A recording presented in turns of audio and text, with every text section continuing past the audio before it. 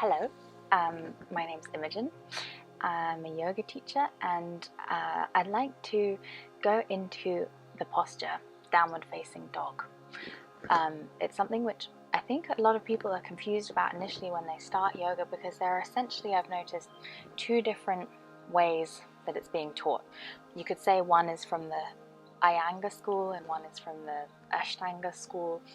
If you don't know what that means, don't worry about it, it's not important. I'll physically demonstrate the two differences, and then we'll run through some ways of exploring it together. So the first way is the emphasis mainly on the lengthening of the backs of the legs and the flexibility of the shoulders. So there's usually a bit of a longer stance. You're sending the sitting bones up and back. You're sending the chest down towards the floor, maybe even the head down. So you're working into the shoulder flexibility and the leg flexibility. So that's the emphasis there. And the second variation is with an emphasis on the spine. So generally the feet are a little closer to the hands, and the spine is actually lengthening. It's rounding. So if you just saw what happened, my sitting bones went down, my lower back lifted, my middle back lifted, my neck lengthened, and I'm looking at the belly button.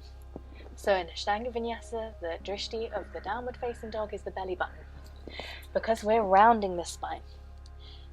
And it's a different kind of activation going on. It's a different kind of bandha.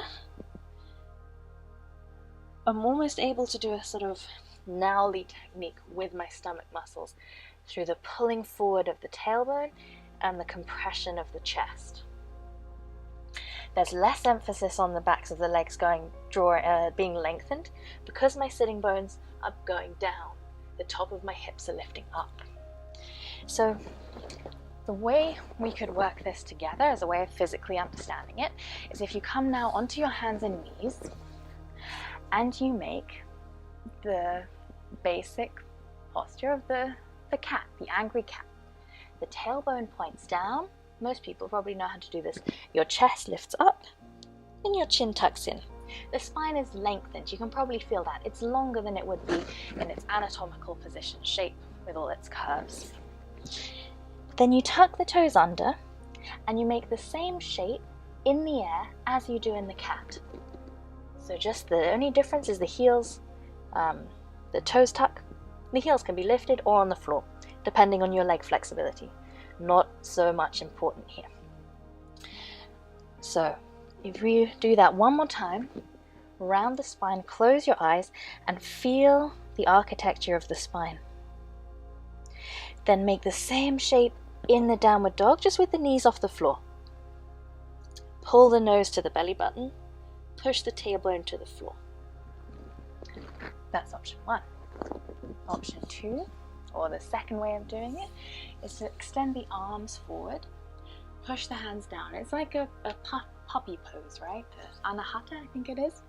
Hands pressed down, armpits pressed down, arms wrap, chest comes towards the floor. And it's a deep opening through the shoulder. The hips are staying high. The sitting bones are going up and back. And then it's quite hard to lift. Ooh! Strong on the arms to lift to the downward dog in this shape, but it's very possible. Sitting bones up, head towards the floor. And again, you can come from the puppy pose to the dog pose as many times as you wish. Focusing the awareness, like a meditation, on the shape of the spine. Now, probably that's why there's a bit of confusion, because sometimes there are multiple different conflating instructions going on. Nothing is really wrong, but everything has a different effect. My teacher Simon Bourg-Olivier likes to say that, and I think it's a really true point. And it depends what you're looking for. So if you're looking for a position that opens your shoulders and stretches the backs of the legs, you might want to go for the second version, only I'm not sure it's the best position to do it in. If you're looking to lengthen the spine, which for most people who have compression, the dog pose is a good position to lengthen the spine, and especially if you're open enough already in the shoulders and the backs of the legs to not cause excessive tension. It's also strengthening in the way where you would need for various different transitions. The Ashtanga shaped downward dog, comme ça, with the rounded spine, is then what you need to then jump through.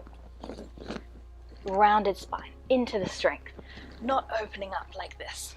Less strength when the muscle is longer, easier to have strength when the muscles are shorter. If you have any questions about downward facing dog, or would like me to go into any other different postures or movements, I'd be very happy to make a video. So hit me up with the info. I hope you found this helpful, and yeah, speak to you soon.